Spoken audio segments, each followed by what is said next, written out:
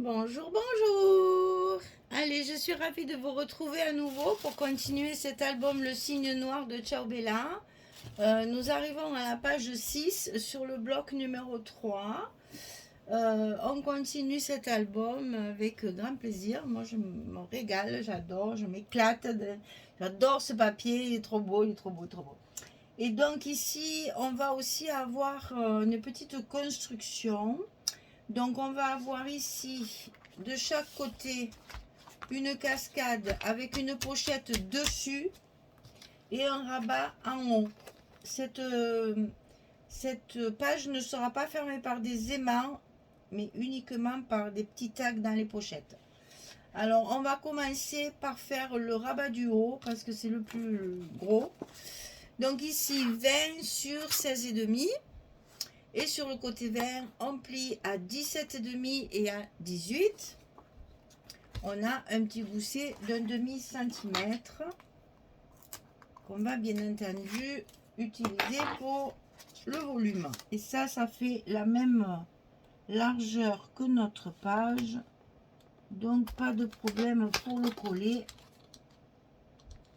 On sait bien que c'est sur toute la largeur. Voilà. Donc le rabat du haut, il est collé.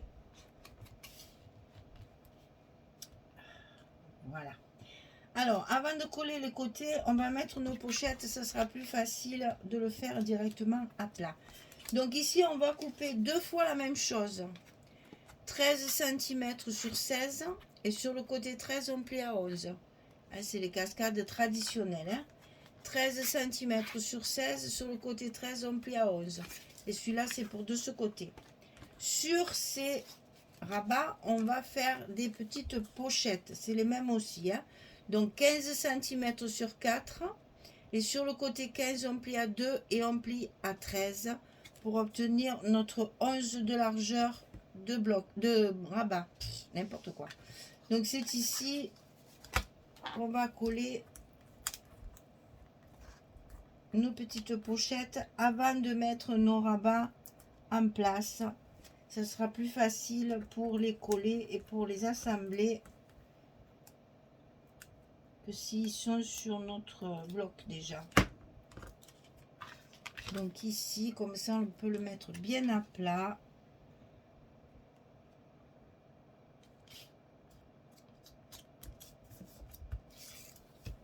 Et on peut travailler tranquillement avec le plioir pour bien coller nos petites pochettes.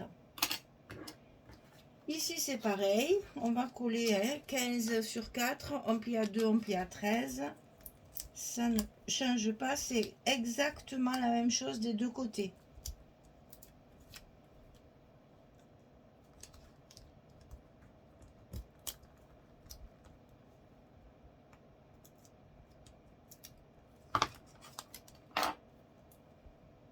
Donc là, on le met en place. Et comme ça, on peut bien appuyer sans problème. Alors, ces petites cascades, on va les mettre à l'intérieur de l'enveloppe, mais en bas. Il faut que ce soit ici en bas. Vous ne centrez pas parce que c'est ce qui va après. J'aurais dû faire comme ça d'ailleurs. Voilà. Quand ça va être fermé, on va mettre nos... Voilà. Ici, on va mettre des petites images pour tenir la pochette, la page, enfin, le rabat fermé. Vous m'avez compris, hein? Voilà, donc on va coller nos petites cascades de chaque côté. Une à droite. Bien en bas. Là, il n'y a pas de gousset, c'est pas la peine. Il n'y a pas d'épaisseur. Donc, une en bas, à droite. Et une en bas, à gauche. Vous voyez, c'est pas difficile. Si vraiment vous suivez bien les mesures, tout le monde peut le faire. Voilà, et après, comme ça, on a la petite image qui va nous fermer le rabat du haut. Alors, en ce qui concerne les papiers, sur le dessus, ça c'est une 20-20. J'ai quand même mis une danseuse, n'est-ce pas? Alors, ici, il va y avoir un stop pour mettre une carte. Donc ici, une carte 16-11. Ensuite, sur les cascades, comme ce sont des pochettes, on va y mettre une chute de papier ici avec ceci et la petite carte à l'intérieur. Et ici au milieu, on va mettre un papier qui couvre tout. Donc c'est celui-ci. Et un petit stop ici pour pouvoir mettre une carte. Je jouais sur les bouquets de fleurs là. Voilà. Donc je colle tout ça. Est-ce que j'ai le temps? Oui, oulala. J'ai le temps de le faire en direct aussi. C'est bien quand tout est bien. Il y a déjà pas mal de choses de préparer. Du coup, ça va plus vite et je peux me permettre de le faire avec vous, avec la caméra, au lieu de le faire toute seule dans le silence le plus complet. Condition que je n'oublie pas de couper la caméra comme l'autre fois, n'est-ce pas? Voilà, donc ici on a, non, c'est celle-ci. Alors, c'est pour la mettre comme ça. En plus, je ne la mets pas dans le bon sens. Voilà, parce qu'il y a les signes là. On dit oui, c'est vrai, j'avais découpé pour garder les signes en entier. J'ai découpé mon papier pour récupérer mes signes. Voilà. Donc ici, on va coller les pochettes intérieures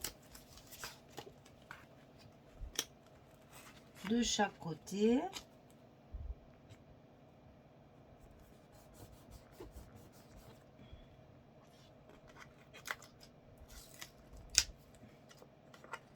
Parce que ça, c'est toujours un petit peu délicat à faire. Pour le glisser dans la pochette. Alors, certaines fois, on me dit, mais pourquoi tu colles pas le papier avant? Alors, je vais expliquer pourquoi je colle mon papier qu'après. Ici, mes pochettes, elles ont des petits rabats. Et là, en mettant le papier par-dessus les rabats, ici, ça fait propre. On ne voit pas les deux languettes de collage de la pochette. Hein. C'est fait exprès pour cacher les petites languettes de la pochette.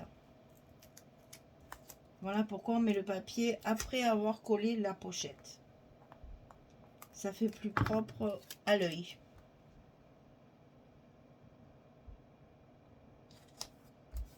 Voilà. Allez, celle-là, elle est faite.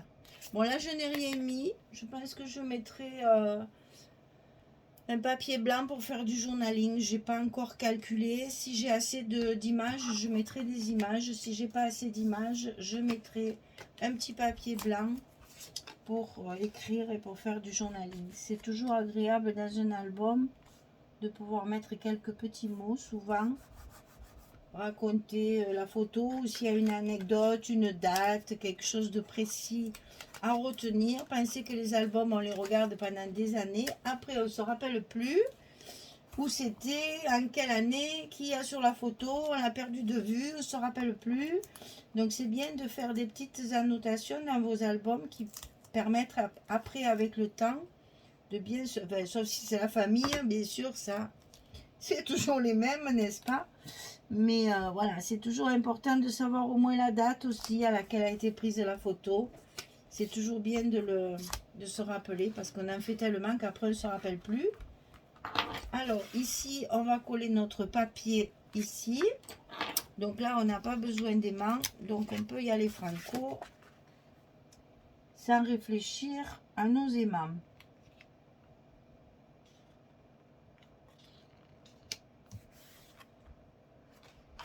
J'ai fait un petit stop, c'est encore une étiquette que j'ai découpée dans ma collection A4. J'aime bien les collections A4 parce qu'on y trouve beaucoup de choses intéressantes. Là, c'est pareil, il y a un signe, donc je vais la mettre dans ce sens, puisque mes pages, elles font 16,5. Donc, mes cartes de 16, elles y vont. On peut mettre les photos en paysage sans problème. Et donc, ici, on va pouvoir coller la danseuse. Et notre page numéro 6, elle sera terminée. Et on pourra attaquer le 4e bloc.